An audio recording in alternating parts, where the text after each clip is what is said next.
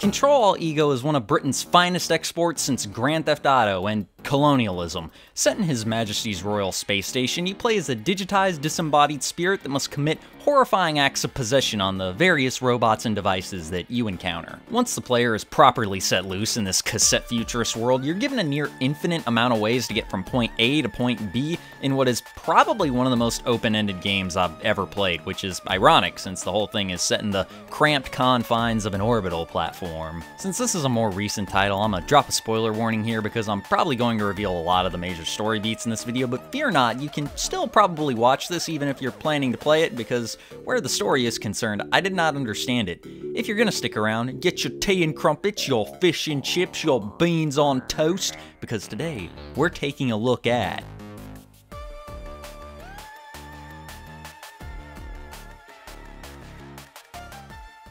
hopefully anyone that's British and stumbles upon this video doesn't get too pissed off at my blatant disrespect for the country of the crown. I don't hate the British. There's a lot of things I appreciate about that nation and its people. It's just, what the fuck is this shit?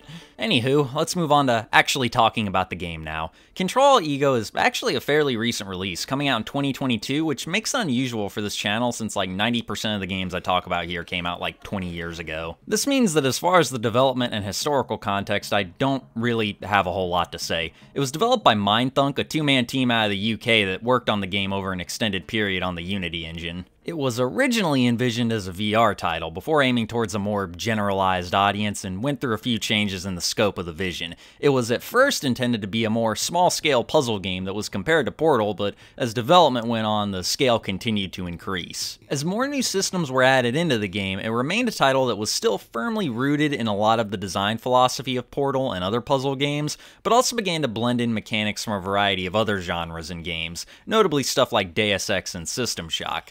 The Steam page actually calls it a combination of Prey and Portal. So, Deus Ex, System Shock, and Prey, you know what that means. Yup, this game is an immersive sim, that newfangled genre descriptor that basically just refers to anything with even remotely open-ended level and gameplay design. That's also a pretty bold comparison to make since Deus Ex and System Shock 2 are two of the greatest games ever made, and Prey is apparently really good too. I'm just excluding it because I haven't played it yet. You may be skeptical of a small indie game made by two dudes fucking around in Unity to hold up to any of these sources of inspiration, but the Steam store page also sports a big blue, overwhelmingly positive score. Hot damn. Sitting down with this thing for about 14 hours, I can say that, yeah, it's pretty damn good. I don't know if I'd say it's quite on the level of something like Deus Ex, but I also wouldn't say that most other games are either, so that's not really a mark against it. If there's any game out there that earns the title of Immersive Sim, it's this one. I meme on the genre descriptor a lot, partially because I just feel like other phrases describe a lot of the games associated with it a lot better, partially because it really caught on Twitter, which is one of the brain rot capitals of the internet, and partially because a lot of games that say they're immersive sims aren't actually that open-ended. This game, though, yeah, I ain't arguing. It is what it says it is. But what exactly is Ctrl Alt Ego, specifically, divorced from all the dumb debates about what genre it is? It's a first-person puzzle RPG that puts the player in the role of what is essentially a ghost, referred to in the game as an ego. Our disembodied ego awakes aboard a derelict space station and is promptly contacted by an equally disembodied voice over the intercom that introduces itself as Dr. Everyman. Our instructions are vague, but they basically amount to there being some kind of digital parasite aboard the station that's threatening to contaminate what Everyman refers to as the ego stream, and we've got to stack boxes and hack computers in order to stop it. The narrative is pretty vague overall, which makes sense considering the developer said that one of the chief inspirations for the storytelling was David Lynch, a guy you couldn't convince with fucking diamonds to make a straightforward story.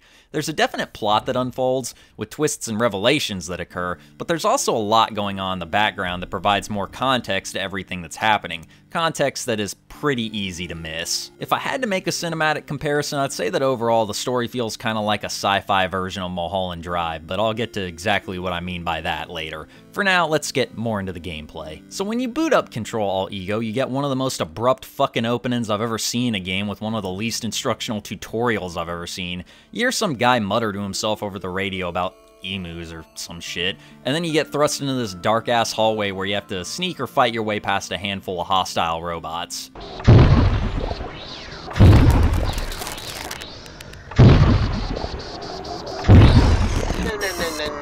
No, this copyright.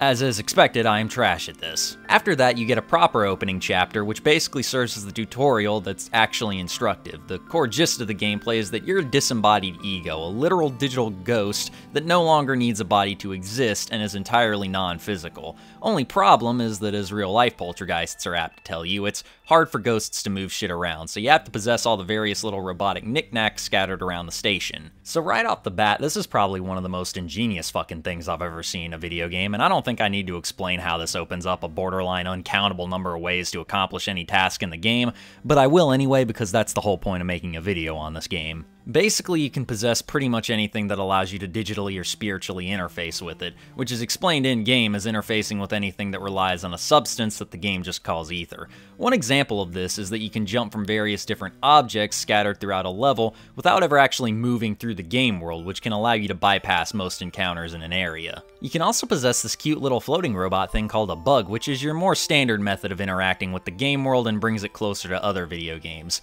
In this little bug body, you can shoot things, sneak by things, stack objects to jump over things, just say fuck it and fly over things. There's a lot you can do with this little guy. In addition to this, most of the hostile bots you encounter, particularly the dad and mum bots, can also be taken over, which allows you some more direct ways of confronting your enemies, as well as these tiny bots called pups that you can use to sneak through entire areas by virtue of the fact that they're so damn tiny. The game really encourages you to get as creative as possible with it. There's even a message you get at the beginning of the game that straight up tells you not to bother thinking about whether or not you're progressing through the level properly, and instead to just use whatever method you can figure out to beat the game. Basically, each level is a giant puzzle with like a trillion different ways to fit all the pieces together, which opens up a ton of opportunity for experimentation on the part of the player. That's not to say that it just lets you do anything with no pushback. There is resource management and strategy involved in many of the game's encounters. Don't play this expecting a smooth ride. It's not the hardest game ever, but you do have to actually engage with it. Even though you can't technically die, your bug that you use to do most of your interactions with can be destroyed, with the primary threat being the dads, these stationary turret bots that use this laser to suck you up into their storage units or whatever, and the mums, mobile droids that look like the brain bots from Fallout that shoot death rays out of their tits. In the last few levels, you also encounter these hostile bugs that zoom all over the place and try to fuck you up with these drills. They're probably the most dangerous enemies since they're fast as fuck, boy, and they can drain your health in an instant if you're not careful. Speaking of the last few levels, I gotta dedicate a brief section of the game, or video, I mean, to these. So it's become something of a cliche on my channel where I sing the first 3/4 of a game straight praises, but to talk about how much I fucking hated the last section. This is mostly the case for games like this, where they explicitly advertise their open-ended design style and pride themselves on having a myriad of different ways to achieve objectives. That normally ends up being true for most of the game, but towards the end they just forget about it entirely. I'm thinking of the Rickenbacker from System Shock 2, or the sewers from Bloodlines as probably the worst offenders in this regard. The problem here is at this point, the games often become linear and centered around specific playstyles. Ctrl Alt Ego is not different.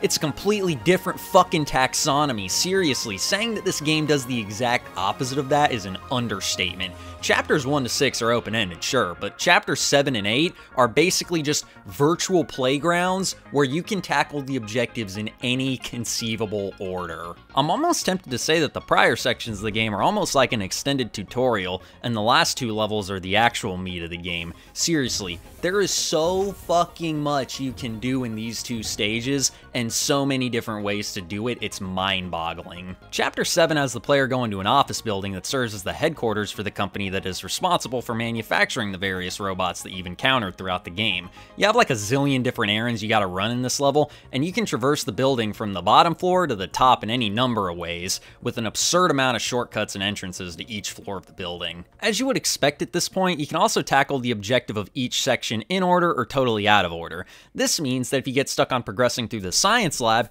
you can just go up to the corporate offices and make progress there and return to the lab later. Or you can explore the warehouses until you get stumped there as well and take the back stairs up to the R&D department, where you can crawl through vents to get past a force field and fight your way through the rooms. Or you can look for the username and password for the LAN router in reception to just turn off all the hostile bots in the area. There's a lot going on here, and it's one of the most ridiculously impressive levels I've ever seen in a game. There's still one more, too. Chapter 8 takes you to some kind of facility called the Cloud. which has a role in the story that I'm still not entirely clear on. You once again are given a big to-do list of shit you gotta get done, but for this part, you can actually go out into space and fly around to different entrances through the facility, send your spirit through windows to possess androids that are in rooms you can't access yet. If there is any game out there that can claim the title of Immersive Sim, it's this one. You ready for me to really blow your damn mind? These 2 levels made up almost half my playtime. Seriously, I wonder how long to beat to get a feel for what the turnover for this playthrough might be, and saw that the average completion was 19 hours, so I was like, ah, fuck, this is gonna be a nightmare to get done a week with all the other shit I've gotta do. But then, by the time I got to Chapter 7, I was at 8 hours played, and I was like, damn, all these other motherfuckers just suck at video games. And then when I finally finished the last 2 chapters, I was at 15 hours played. But what is the story? What is the player's ultimate goal that you're working towards? What villain are you trying to conquer, or what frontier is it that you're trying to explore? I don't fucking know. Ctrl Alt Ego, like I said earlier, plays its card fairly close to its chest when it comes to exposition. You're given a lot of disparate chunks of narrative through the story, but you never get the enigma code that really cracks the whole thing open. The only thing that's ever really clear is the game's sense of humor. Oh good, you made it. The remote debugger is a little less remote. Earlier in the video, I said it was kind of like a sci-fi version of Mulholland Drive, so I'll go ahead and expand on that. For those who don't know, Mulholland Drive is a neo-noir mystery film that's notable for its very surreal imagery and extremely cryptic narrative. While classified as a mystery film, it shirks many of the narrative traditions of that genre, namely the solving of the mystery itself. This video isn't about that movie, so I won't go super in-depth, but the Cliff Notes version is that a woman gets amnesia in a car wreck after a hitman tries to kill her, and an aspiring actress that she meets tries to help her figure out who she is and who tried to kill her. That makes it sound like a standard mystery, but from that setup, we got one of the most perplexingly vague narratives ever told in a film that still gets debated about to this day. Essentially, the film itself is kind of like the mystery. Ctrl Alt Ego takes a similar approach, where the player is tasked with figuring out the nature of the story and the events that actually occurred.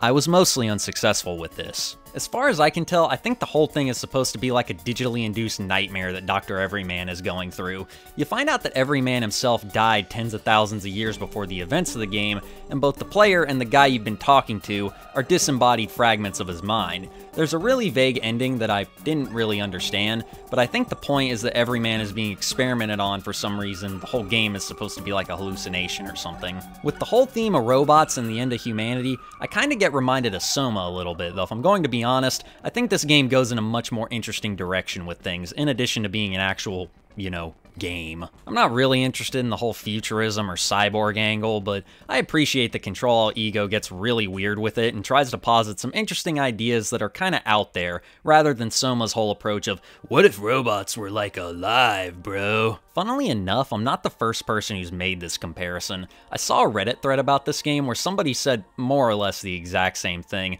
and asked the dev if he ever played Soma, to which he responded that he did, but never actually finished it because he thought it was boring. Your Honor, I present the evidence and have come to the conclusion that the accused is based and possibly red-pilled. Anyway, the game is also apparently sold pretty well. The devs said on the Steam forums that they're currently working on concepts for a sequel, so hopefully that can get them some more exposure. This game doesn't really get talked about much. I couldn't even find a full walkthrough of it anywhere that wasn't just somebody's first time playthrough. The only other people I know who've talked about it in depth are Charlotte and Wonder and Boulder Punch, who make way better videos than me, but hopefully I can help signal boost it even a little. With all that out of the way, I hope you enjoyed this look at a creative little indie game that really does some cool things and lives up to the genre descriptor of immersive sim. I thought it was a neat and unique little game. Go give this game a shot if you like Sims. The summer sale's on, so it's probably dirt cheap, and give the devs some money to help them with the sequel. Now, if you'll excuse me, I'm gonna go put a floppy disk into my Roomba that gives it a big old bomb that makes a big explosion. That should be fun, or something.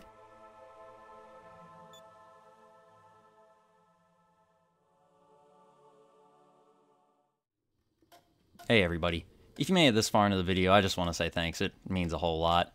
Don't forget to like, comment, subscribe, all your standard YouTube outro stuff that you always hear. And I just want to say a big thank you to the patron and producer of this video, Spec Teams 1 Slingshots. And other than all that, I'll see y'all on the next one. Goodbye.